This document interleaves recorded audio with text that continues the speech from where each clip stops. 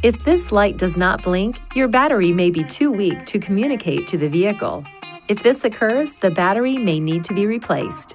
Replacing the battery in your intelligent key can be simple if you follow this procedure. First, see the owner's manual for the recommended battery before replacing. Next, release the lock knob and remove the mechanical key from the intelligent key.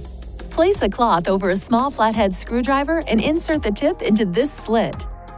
Now twist the screwdriver to separate the intelligent key into two pieces. Look at the battery to observe which side is up so you can put the replacement battery in the same way. Ensure your hands are clean and free from oil and grease before touching anything inside the key fob. Carefully hold the new battery by the edges every time you pick it up. Remove the discharged battery while being careful not to touch the internal circuits or electrical terminals. Gently place the new battery into the intelligent key with the negative side oriented in the same direction you noted during removal. Align the tips of the two halves and then close the key fob by pushing along the edges.